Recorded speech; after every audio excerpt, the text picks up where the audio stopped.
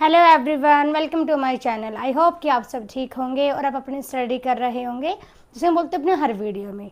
तो भाई first of all आप सभी को बहुत सारी शुभकामनाएं मेरी तरफ से हरियाली तीज की और इंडिपेंडेंस डे की।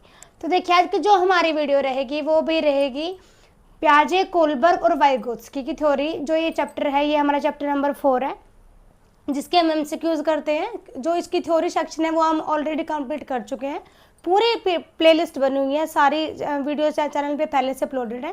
आपको कंटेंट पढ़ना है इन शॉर्ट में चैप्टर वाइज, तो आप वहाँ से जाके इजीली पढ़ सकते हैं। तो देखिए इस वाली वीडियो में हम टॉप 50 क्वेश्चंस करेंगे। इससे पहले देख लेते हैं हम थोड़ा सा एक वन लुक रिविजन। देखिए इस वाली वीडियो में हमारे यहाँ पे हम बात करेंगे 3 साइकोलॉजिस्ट के बारे में, जिसमें कि फर्स्ट हमारा है यहाँ पे जीन पियाजे। तो देखिए जीन पियाजे ने जो थ्योरी दी है वो है कॉग्निटिव डेवलपमेंट थ्योरी, संज्ञानात्मक विकास। ठीक है, इनके जो इम्पोर्टेंट वर्ड्स या की कंसेप्ट पे इन्होंने बात की है वो है schema, assimilation, accommodation, object permanence, conservation and egocentrism. इन सब के बारे में हम आगे क्वेश्चंस के थ्रू इन सब वर्ड्सों के मीनिंग, इन सब के बारे में जो कंसेप्ट जो इन्होंने दिया है वो हम सारा आगे समझेंगे। आगे देखिए लॉरेंस कोलबर्ग, इन्होंने थ्योरी दी है वो है भी मॉरल डेवलपमेंट, नैतिक विकास का सिद्धांत। इनके जो कीवर्ड्स है वो भी 3 लेवल्स है, 6 स्टेजेस है, मॉरल रीजनिंग है, गुड बॉय गुड गर्ल है और लॉ एंड ऑर्डर। ये इनके कीवर्ड्स है, की टर्म्स इन्होंने यूज की है अपनी मॉरल डेवलपमेंट थ्योरी में। थर्ड भी लेव वाइगोत्स्की, इनका जो थ्योरी है, इनकी जो थ्योरी वो है भी सोशल कंस्ट्रक्टिविज्म, सामाजिक निर्माणवाद। ठीक है, तो इन्होंने जो वर्ड यूज किए हैं वो है भाई ZPD, scaffolding, MKO, private speech and social interaction. तो ये सब जो वर्ड्स इन्होंने यूज किए हैं इनको हम आगे क्वेश्चन में कवर अप करते हैं। ये एक शॉर्ट रिवीजन है कि हम 3 साइकोलॉजिस्ट के बारे में पढ़ेंगे अपन इस वीडियो में, और कौन कौन से वर्ड इन्होंने यूज किए हैं उन सब के बारे में भी जानेंगे, और साथ में इन तीनों थ्योरीज को हम कवर अप कर लेंगे by the help of these 50 questions. ठीक है, तो देखिए भी फर्स्ट क्वेश्चन स्टार्ट करते हैं अपने इस वीडियो का। Who is known as the father of cognitive development theory. सबसे पहला क्वेश्चन भी बहुत इंपॉर्टेंट क्वेश्चन है, ये में भी आपको आता भी होगा यदि आप साइकोलॉजी पढ़ते हैं तो देखिए संज्ञानात्मक विकास के सिद्धांत के जनक कौन है, तो भाई ये हैं हमारे जीन पियाजे। ठीक है, जीन पियाजे ने दिया है क्या, कॉग्निटिव डेवलपमेंट थ्योरी, संज्ञानात्मक विकास का सिद्धांत।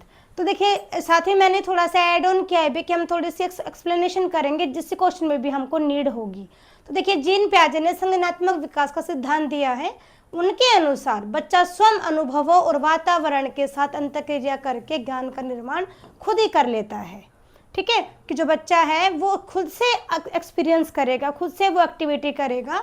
तो जो एक एनवायरनमेंट जो रहेगा बच्चा उसमें एक्टिविटी करेगा, वो जो इंटरेक्शन जो होगा उसी से बच्चा ज्ञान का निर्माण करेगा, उससे बच्चा सीखेगा। ठीक है, तो नेक्स्ट चलते हैं क्वेश्चन नंबर 2 पे। देखिए क्वेश्चन नंबर 2, अकॉर्डिंग टू पियाजे चिल्ड्रन लर्न बेस्ट थ्रू। पियाजे के अनुसार जो बच्चा है वो सबसे अच्छा सीखता है, कैसे। ठीक है, हम बात कर रहे हैं भी जीन पियाजे के अकॉर्डिंग।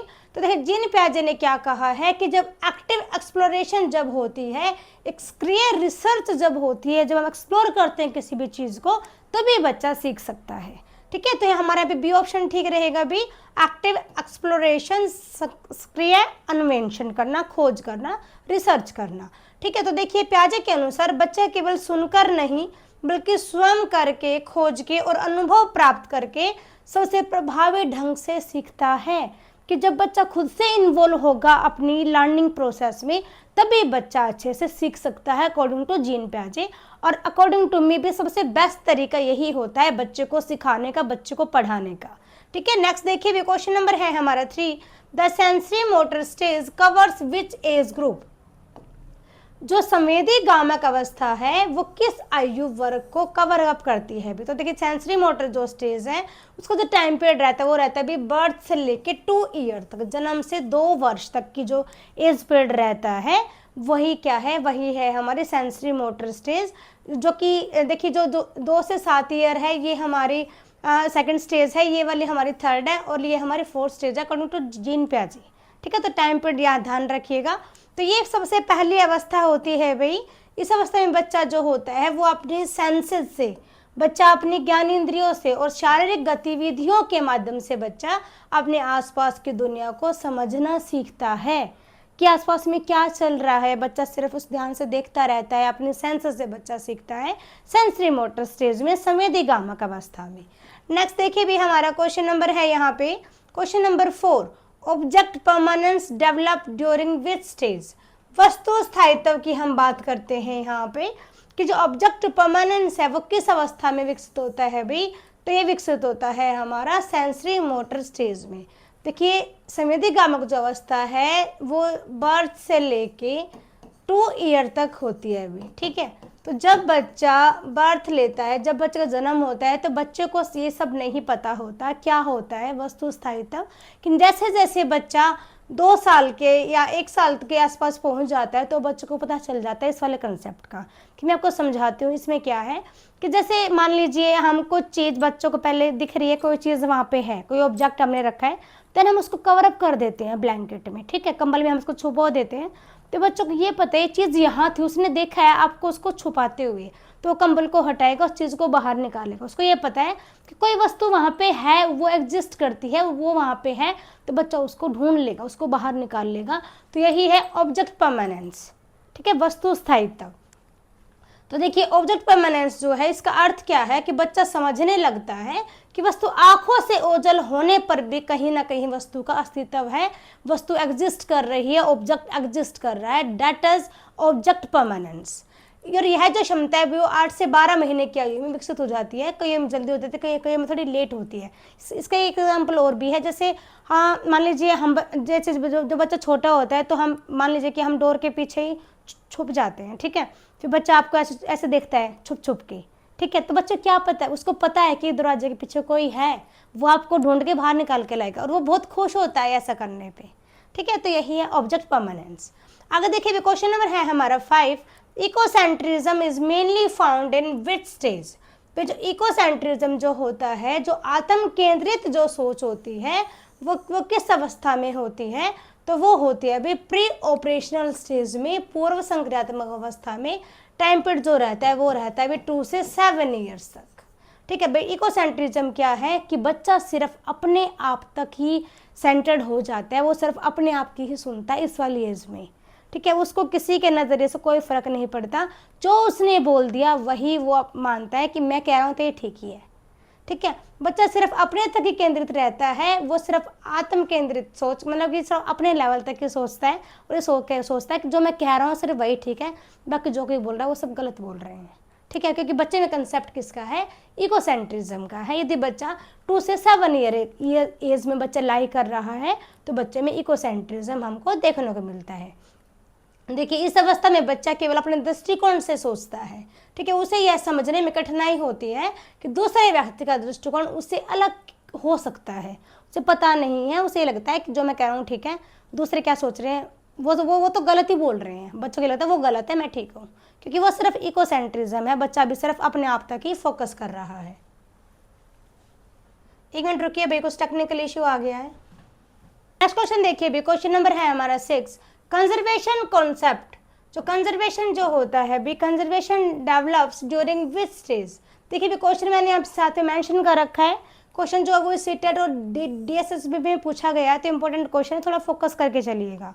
तो देखिए संरक्षण की समझ किस अवस्था में विकसित होती है भी, तो ये होती है भी कॉन्क्रीट ऑपरेशनल स्टेज में।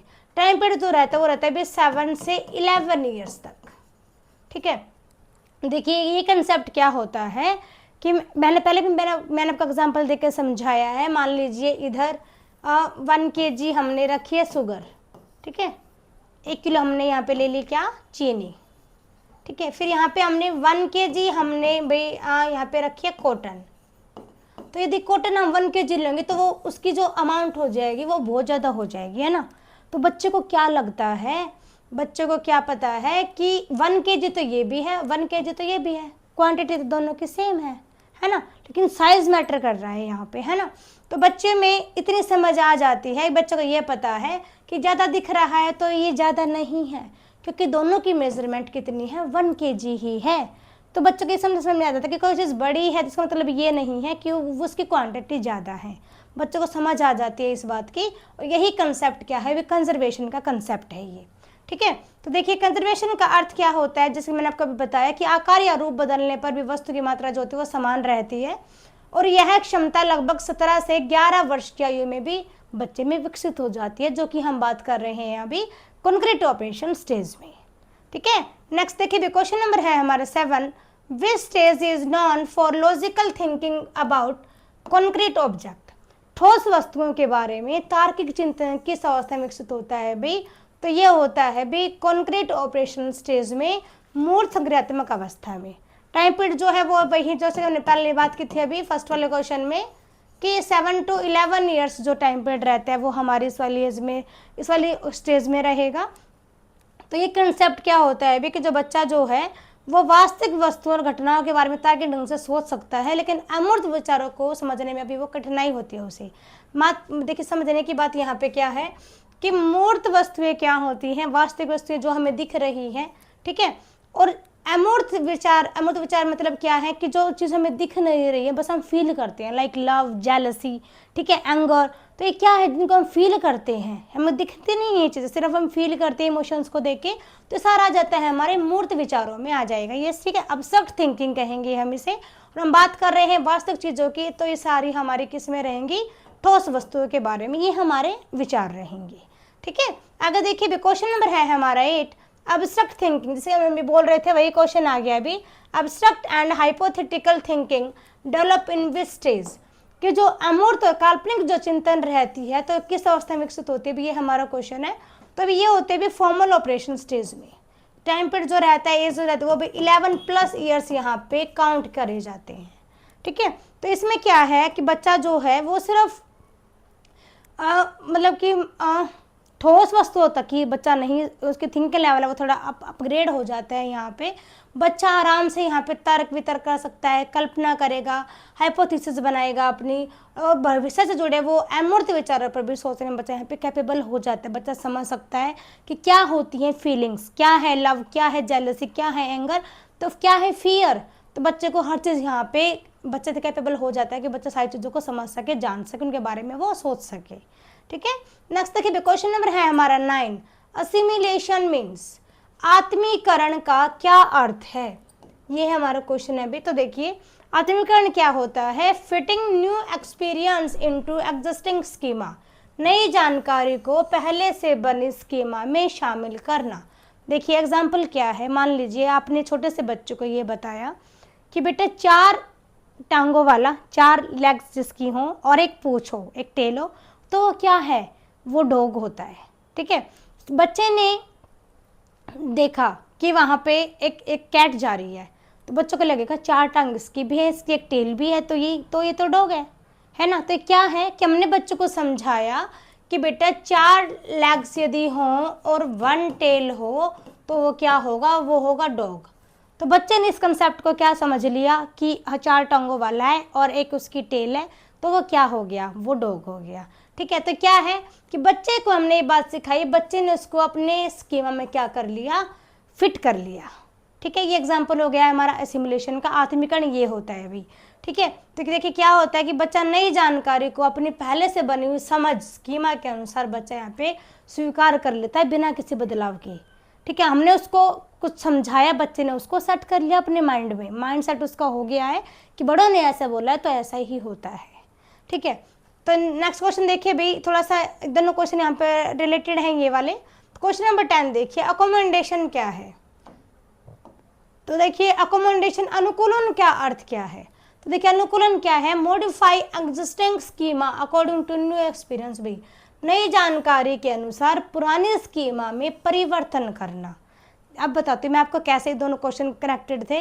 देखिए हमने बच्चों को ये बताया 4 टांगों वाला एक पूंछ वाला डॉग होता है, बच्चे ने कैट को भी डॉग ही समझ लिया है। ठीक है। तो हम बच्चों को यहाँ पे क्या बताएंगे, हम मॉडिफाई करेंगे कि बेटा हमने कहा तो ये था कि 4 टांगों वाला, 4 लेग और यहाँ पे 1 टेल क्या होता है, डॉग होता है। बच्चे ने कैट को भी समझ लिया है ना, क्योंकि 4 टांग तो उसकी भी है, एक पूंछ उसकी भी है।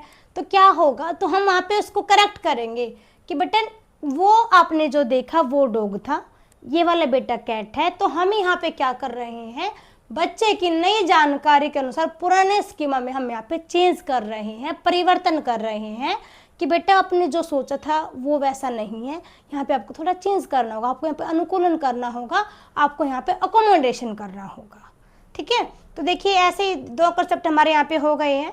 देखिए जब कोई नई जानकारी पुराने स्कीमा में फिट नहीं होती तब बच्चा अपनी स्कीमा में परिवर्तन करता है और इसी प्रक्रिया को क्या कहा जाता है, भी अकोमोडेशन कहा जाता है। ठीक है, नेक्स्ट देखिए क्वेश्चन नंबर है हमारे 11, Kohlberg theory is mainly related to.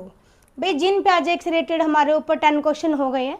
अब हम आते हैं दूसरी थ्योरी पे, कोलबर्ग थ्योरी। तो देखिए इनके जो थ्योरी है वो है भी हमारे मोरल डेवलपमेंट थ्योरी इन्होंने दी है, मोरल डेवलपमेंट थ्योरी, नैतिक विकास का सिद्धांत उन्होंने दिया है। तो हमारा यहाँ पे बी ऑप्शन ठीक रहेगा। तो देखिए यहाँ पे मोरल डेवलपमेंट थ्योरी, तो कोलबर्ग ने दी है मोरल डेवलपमेंट थ्योरी, नैतिक विकास का सिद्धांत। तो देखिए इन्होंने इसमें क्या बताया कि बच्चों को जो सही गलत की समझ होती है बच्चों की, वो विभिन्न स्टेजेस में होती है। ठीक है, विकसित होगी अलग अलग स्टेजेस पे बच्चे में, जैसे जैसे बच्चा बड़ा होगा तब बच्चा अलग अलग बातें बच्चा सीखता जाएगा। तो उनको हम आगे देखेंगे कैसे।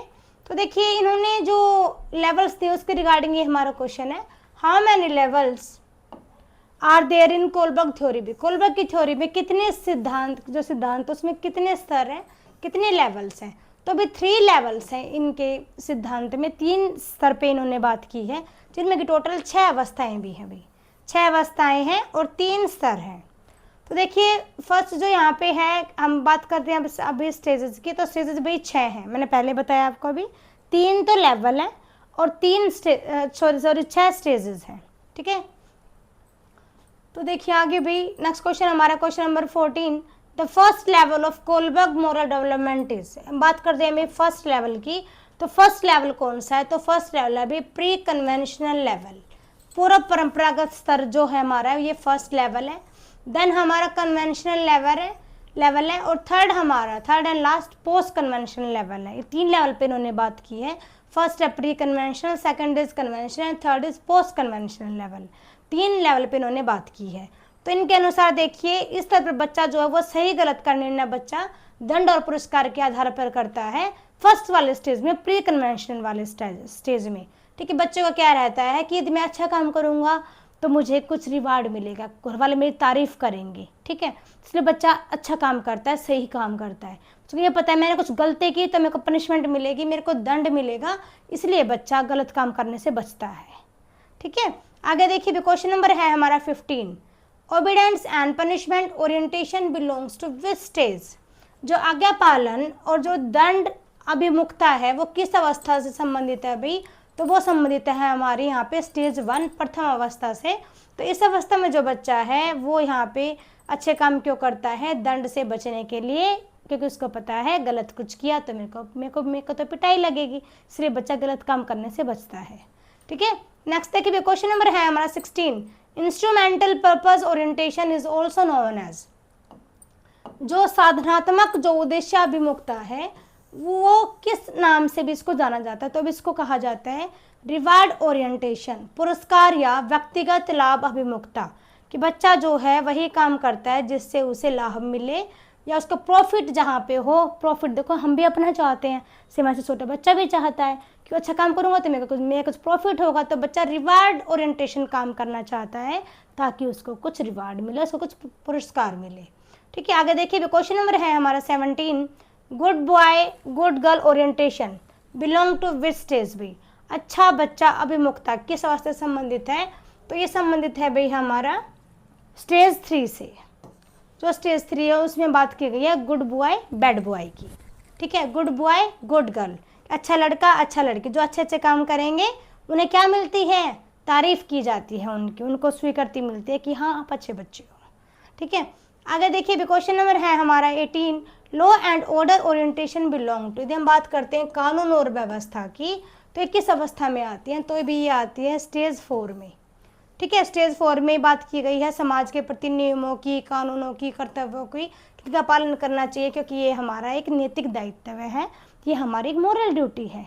ठीक है, नेक्स्ट देखिए क्वेश्चन नंबर है हमारा 19, social construct orientation belongs to which stage. यदि हम बात करते हैं सोशल कंस्ट्रक्ट की, सामाजिक अनुबंधन अभिमुखता किस अवस्था से संबंधित है भाई, तो ये है स्टेज 5 से संबंधित। तो देखिए भाई, इस अवस्था में जो व्यक्ति होता है वो ये समझता है कि कानून समाज के हित के लिए बनाए जाते हैं और आवश्यकता पड़ने पर हम इसमें चेंज भी कर सकते हैं। तो ये भी स्टेज 5, क्योंकि देखिए टोटल स्टेज 6 होती है। हर इंसान स्टेज 6 तक नहीं पहुंच पाता है अकॉर्डिंग टू आवर साइकोलॉजिस्ट, ठीक है, कि हर इंसान छठे स्टेज तक नहीं पहुंच पाएगा। तो 5वें स्टेज पर उसको ये लगता है कि कानून हमारे लिए बनाए गए हैं, तो हम कुछ चेंज करना चाहते हैं तो हम इसमें चेंज भी कर सकते हैं, ठीक है। तो नेक्स्ट देखिए भी क्वेश्चन नंबर है हमारा यहाँ पे 20, universal ethical principle orientation belongs to which stage बी। जो सार्वभौमिक नैतिक सिद्धांत है अभिमुखता किस अवस्था में, तो वो है भी स्टेज 6 में आ जाते हैं हमारे यूनिवर्सल इथिकल प्रिंसिपल्स, ठीक है। तो ये जाती है भी हमारे 6 स्टेज है, ये लास्ट स्टेज है इस वाले थ्योरी की।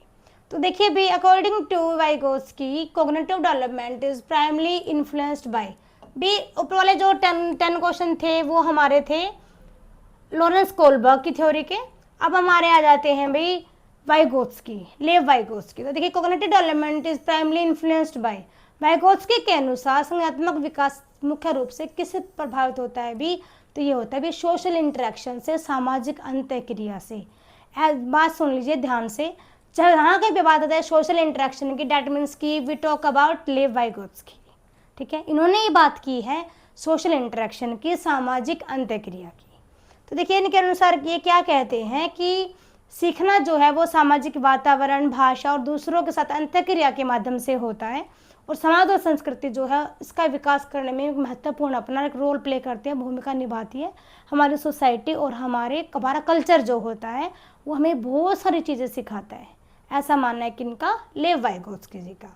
नेक्स्ट देखिए क्वेश्चन नंबर है हमारा 22, who propose the concept of zone of proximal development. देखिए इस वाले क्वेश्चन पे हम बहुत बार बात कर चुके हैं और क्वेश्चन बहुत इंपॉर्टेंट है भाई।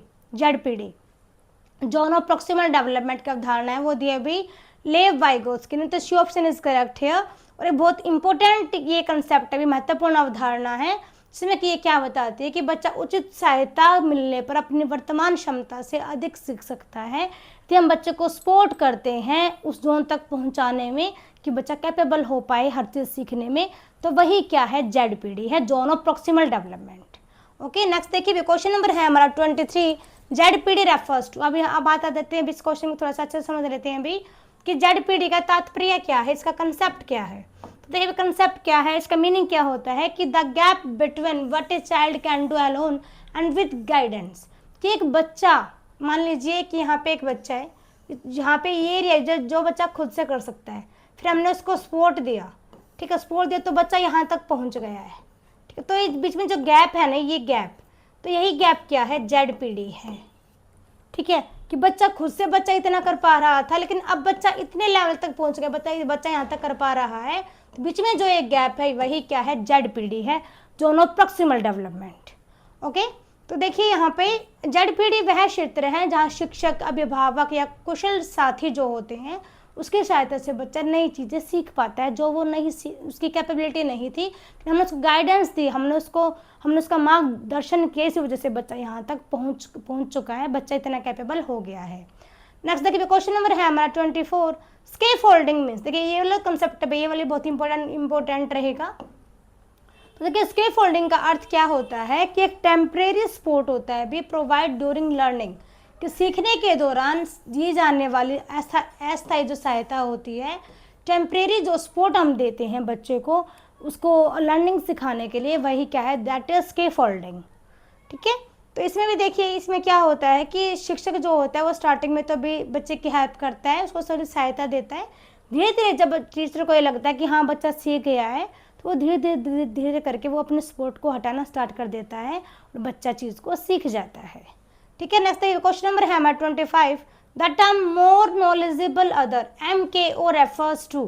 तो देखिए MKO क्या है भाई, तो MKO से तात्पर्य हमारा क्या है कि ए पर्सन जिसको ज़्यादा नॉलेज हो, a person having more knowledge और स्किल्स, जिसके पास ज़्यादा स्किल्स हो, ज़्यादा उसके पास कौशल हो, ज़्यादा उसके पास ज्ञान हो, वही क्या है, वही है MKO, ठीक है। तो देखिए MKO कोई व्यक्ति हो सकता है, जैसे शिक्षक हो गए, हमारे पेरेंट्स हो गए, हमारे फ्रेंड्स हो गए, हमारे कजन्स, ब्रदर सिस्टर हो गए, जो सीखने में जो हमको सिखाना चाहता है, जिसको हमसे अधिक ज्ञान है, जिसको हमसे अधिक नॉलेज है, वही क्या है, MKO, मोर नॉलेजेबल अदर्स। ठीक है, नेक्स्ट देखिए क्वेश्चन नंबर है हमारा 26। According to Vygotsky language play an important role in. Vygotsky के अनुसार भाषा की महत्वपूर्ण भूमिका किसमें होती है? तो भी ये होती है कॉग्निटिव डेवलपमेंट में। ठीक है, समझो जो विकास होता है इसमें भाषा की बहुत ज़्यादा इंपॉर्टेंट होती है, बहुत इंपॉर्टेंट रोल प्ले करती है भाषा। देखिए यदि हम बात करते हैं कुछ सोचने समझने की, तो यदि भाषा हमको नहीं आएगी तो थॉट्स कैसे सोचेंगे हम, कैसे विचार आएंगे मन में? लैंग्वेज ही नहीं होगी तो हम इमेजिन भी नहीं कर सकते ये चीज़। तो संचार का जो माध्यम है वो भाषा होती है। ठीक है, इसके माध्यम से ही हम सोचना, समस्या का हल करना, सीखना, सभी इसी के हेल्प से हम कर पाते हैं, लैंग्वेज के हेल्प से। नेक्स्ट देखिए क्वेश्चन नंबर है हमारा 27। Private speech help children in. तो हम बात करते हैं निजी वाणी की। प्राइवेट स्पीच तो बच्चा की किस में सहायता करता है? ये तो हेल्प करता है भी सेल्फ रेगुलेशन में एंड प्रॉब्लम सॉल्विंग में। आत्मनियंत्रण बच्चा करना सीखता है और उस बच्चा समस्या समाधान करना सीखता है, बच्चा खुद से बातें करता है। ठीक है, आपने भी की होगी बचपन में, आपने किसी को देखा भी होगा, छोटे बच्चे खुद से बातें करते हैं, अब मैं ये करूँगा, अब मैं ये ऐसे खाऊंगा, मैं ये करूँगा, तो बच्चा खुद को रेगुलेट करता है ऐसे। यही तो है क्या, प्राइवेट स्पीच। ठीक है, तो देखिए प्राइवेट स्पीच में जो बच्चा है वो स्वयं से बातें करके अपने कार्यों को क्या करता है, कंट्रोल में करता है और समस्याओं का समाधान वो खोजना चाहता है प्राइवेट स्पीच का यूज करके। नेक्स्ट देखिए क्वेश्चन नंबर है हमारा 28। Which theory emphasize learning precedes development. सीखना विकास से पहले होता है, पर किस सिद्धांत ने इस बात पर बल दिया है? तो ये दिया भी वाइगोत्स्की थ्योरी ने। वाइगोत्स्की का जो सिद्धांत है हमारा, उसने इस बात पे फोकस करा है कि जो सीखना है वो हम विकास से पहले ही आ जाता है, सीखने का कंसेप्ट। ठीक है, तो देखिए वाइगोत्स्की का मानना क्या है कि उचित शिक्षण और सामाजिक सहयोग से सीखना पहले होता है, उसके परिणाम स्वरूप विकास होता है। ठीक है, हम टीचिंग करते हैं, बच्चों को सिखाते हैं, हम बच्चे का सपोर्ट करते हैं, तो इनके माध्यम से ही बच्चे का क्या होता है, डेवलपमेंट होता है। ऐसा मानना है लेव वाइगोत्स्की जी का। नेक्स्ट देखिए क्वेश्चन नंबर है हमारा 29। Vygotsky theory is also known as. जो वाइगोत्स्की का जो सिद्धांत है भाई, उसको अन्य किस नाम से जाना जाता है? तो उसको कहा जाता है भी सोशल कंस्ट्रक्टिविस्ट थ्योरी, सामाजिक निर्माणवादी सिद्धांत भी इसको कहा जाता है। कि इनके अनुसार इनका क्या माना था कि ज्ञान का जो निर्माण होता है वो समाज, संस्कृति और दूसरों के स्वतंत्र क्रिया के माध्यम से ही हमारे ज्ञान का निर्माण होता है। ऐसा मानना किसका है? लेव वाइगोत्स्की जी का। ठीक है, नेक्स्ट देखिए क्वेश्चन नंबर है हमारा 30। विच of the following is not associated with Vygotsky theory. इनमें से ऐसा क्या है जो कि वाइगोत्स्की जी से संबंधित नहीं है?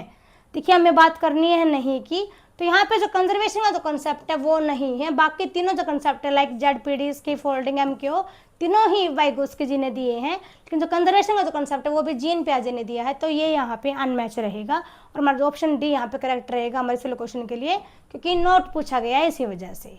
नेक्स्ट देखिए क्वेश्चन नंबर है हमारा 31। अकॉर्डिंग टू जीन पियाजे the role of the teacher is to. Jean पियाजे के अनुसार जो एक शिक्षक है उसकी भूमिका क्या होनी चाहिए?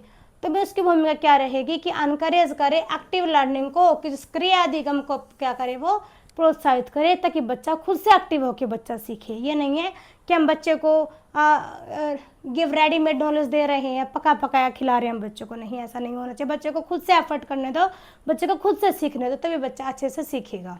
ठीक है, तो देखिए पियाजे के अनुसार शिक्षक जो है वो एक मार्गदर्शक होता है, भी फैसिलिटेटर होता है, जो टीचर होता है जो बच्चों को स्वयं खोजकर सीखने के अवसर देता है, अपॉर्चुनिटी देता है, ताकि बच्चा खुद से सीखे, खुद से वो अपनी नॉलेज बना सके।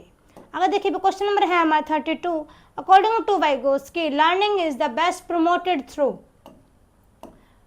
वाइगोत्स्की के अनुसार सीखना सबसे प्रभावी किसके माध्यम से होता है? तो भी वो होता है सोशल इंटरेक्शन से।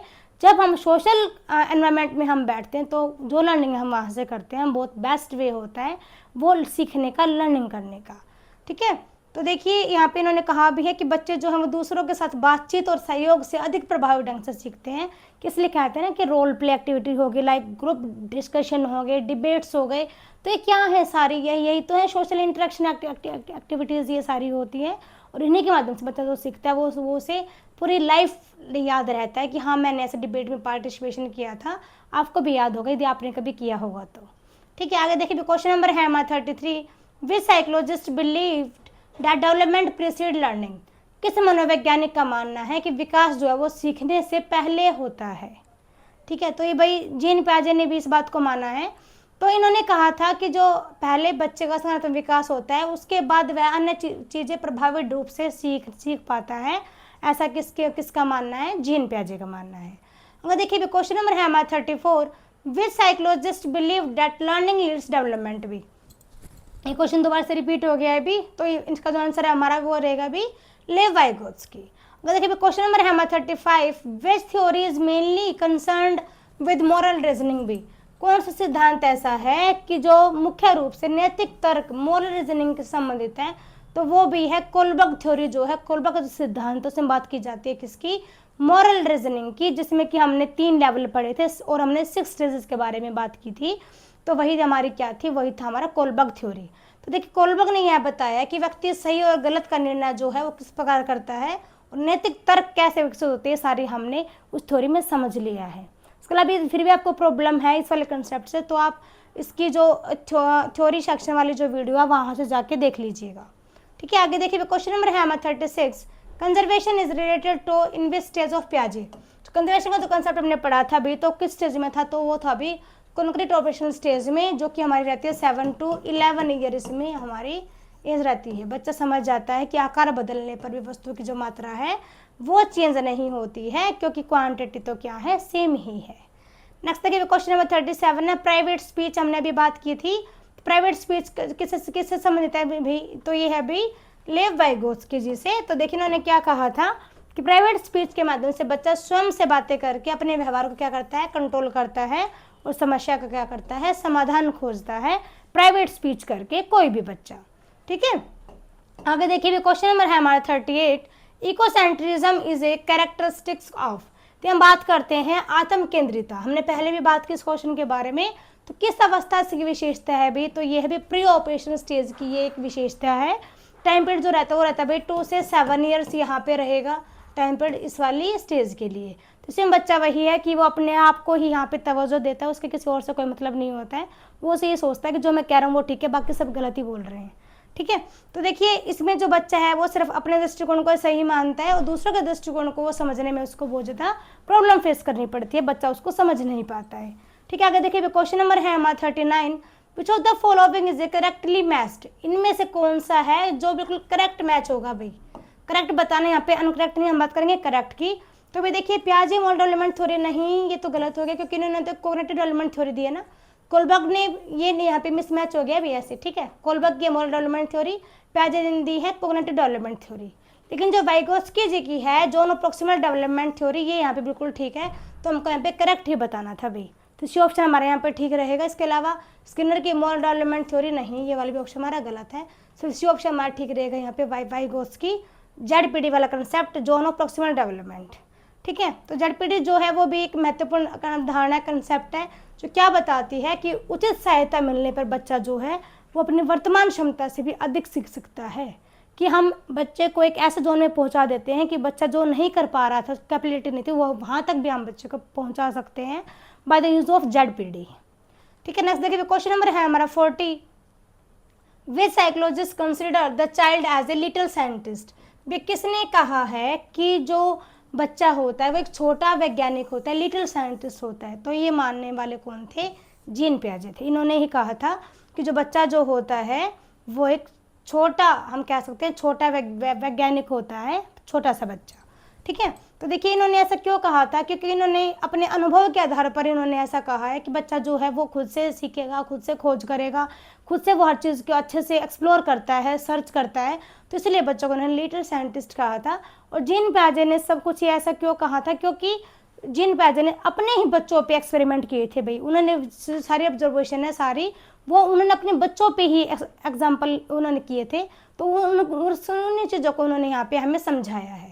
नेक्स्ट देखिए क्वेश्चन नंबर है हमारा 41, a teacher gives hint and gradually withdraw support as the child become independent, this strategy is called. एक शिक्षक जो है वो बच्चों को शुरुआत में संकेत और सहायता तो देता है और धीरे धीरे सहायता को हटा देता है या फिर स्टार्ट कर देता है उसको रिमूव करना। तो इस रणनीति को क्या कहते हैं? तो इसको कहा जाता है स्केप फोल्डिंग।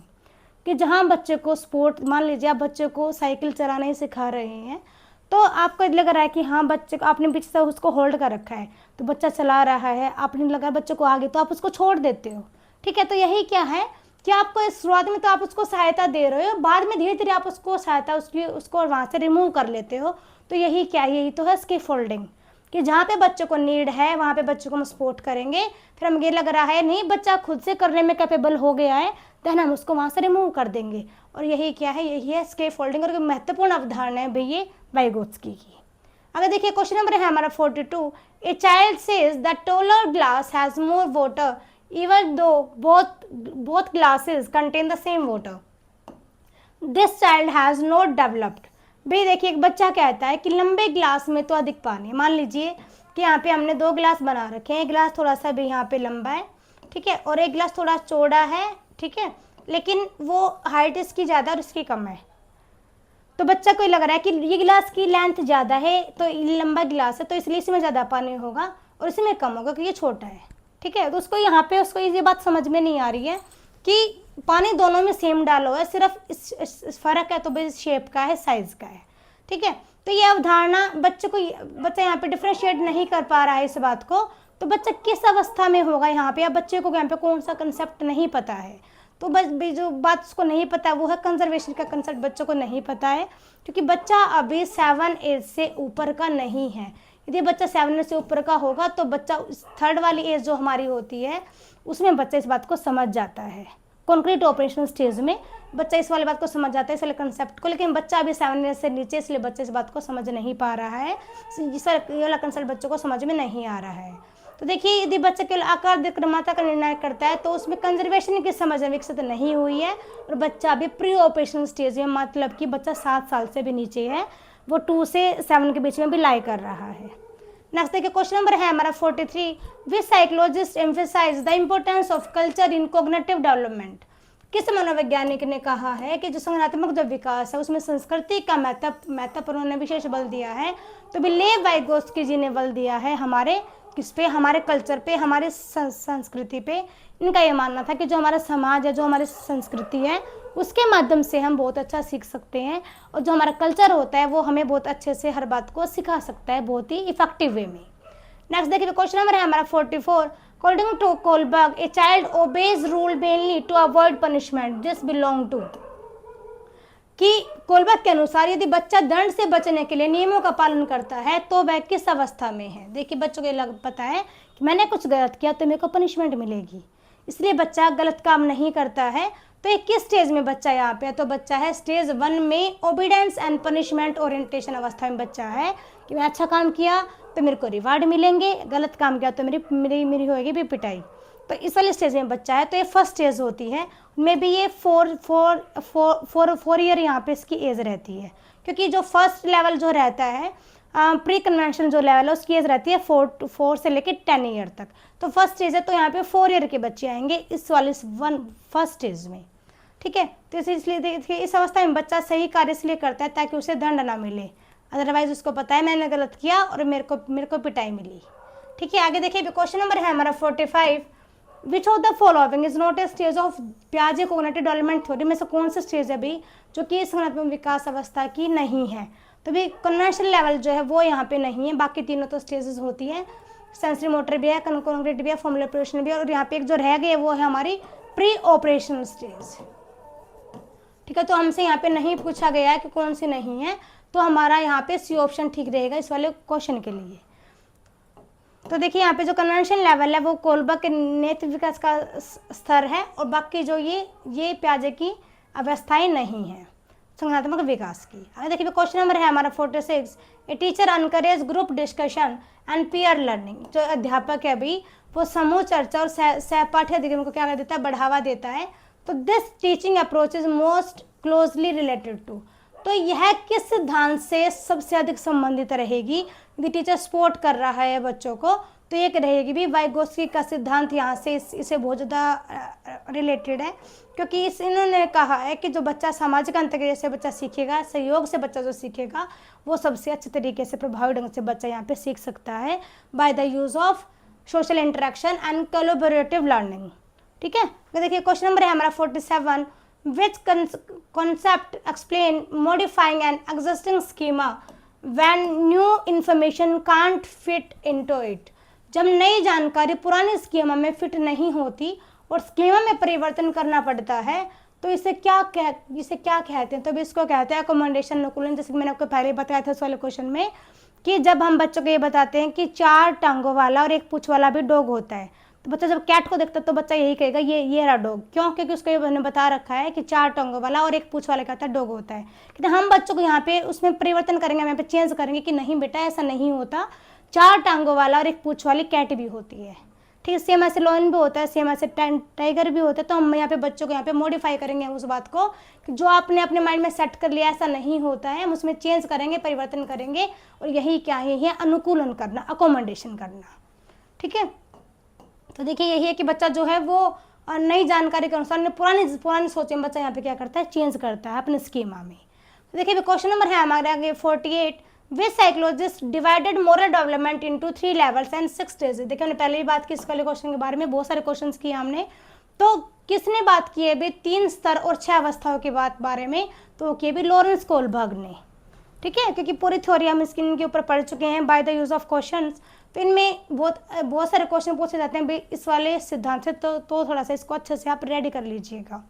देखिए क्वेश्चन नंबर आगे 49, विच of the following is correctly match. इनमें से ऐसा एक क्या है जो कि करेक्टली मैच हो रहा है भाई? तो देखिए यहाँ पे जो करेक्टली मैच है हमारा, डाटा उसी पे बात करते हैं। तो ऑप्शन जो भी है कोलबर्ग मोरल डेवलपमेंट थ्योरी, ये यहाँ पे मैच हो रही है। अदरवाइज बाकी जो है प्याजे का भी यहाँ पे रोंग दिया गया है, ये भी रोंग है और ये भी रोंग है। तो सर बी ऑप्शन हमारा ठीक रहेगा क्वेश्चन नंबर 49 के लिए, क्योंकि जो बी ऑप्शन है कोलबर्ग ने दी है भी मोरल डेवलपमेंट थ्योरी, और बाकी जो है जैसे जीन प्याजे ने तो भी हमारा कॉग्निटिव डेवलपमेंट थ्योरी दी है। और ऐसे ही जैसे स्किनर का तो ये जेडपीडी है ही नहीं, और वाइगोत्स्की क्या तो यहाँ पे सोशल इंटरेक्शन कंसेप्ट वाला थ्योरी थी। ठीक है, नेक्स्ट देखिए क्वेश्चन नंबर है हमारा 50, which one of the following statement is correct. निम्न में से कौन सा कथन यहाँ पे सही है भाई? तो देखिए यहाँ पे हमारे ये 4 ऑप्शन आप अच्छे से पढ़ लीजिए एक बार। देखिए इसको हटा देती हूँ मिनट। तो देखिए भाई यहाँ पे थोड़ा सा क्वेश्चन को हटा देते हैं कि हमें सिर्फ यहाँ पे पॉजिटिव देखना है कि यहाँ पे सही कौन सा है, करेक्ट कौन सा है। तो देखिए फर्स्ट जो हमारे यहाँ पे लाइन है वो क्या है कि प्याजे believed learning always precede development, कि प्याजे का मानना था कि सीखना हमेशा विकास से पहले होता है। तो भाई नहीं ये बात यहाँ पे गलत कह गया, इनका ऐसा मानना नहीं था। सेकंड देखिए Vygotsky believe social interaction plays an important role in learning. हाँ जी, ये बात बिल्कुल ठीक है कि सीखने में सामाजिक अंतःक्रिया जो है उसकी महत्वपूर्ण भूमिका होती है। ऐसा मानना किसका था? वाइगोत्स्की का। इन्होंने यही कहा था कि जो सीखना है वो सोशल इंटरेक्शन का यहाँ पे बहुत इंपॉर्टेंट रोल प्ले इसमें रहता है। थर्ड देखिए Kohlberg propose the theory of cognitive development. तो ये नहीं, इन्होंने ऐसा नहीं था, जेन प्याजे ने दिया था भी कॉग्निटिव डेवलपमेंट थ्योरी।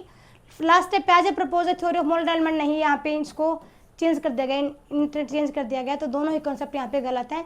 तो ठीक है, वो हमारा सिर्फ बी वाला ऑप्शन यहाँ पे ठीक रहेगा क्वेश्चन नंबर 50 के लिए। तो क्वेश्चन नंबर 50 हमारे पूरे हो जाते हैं। इसके अलावा देखिए यहाँ पे इसके व्याख्या देख लेते हैं थोड़ी सी।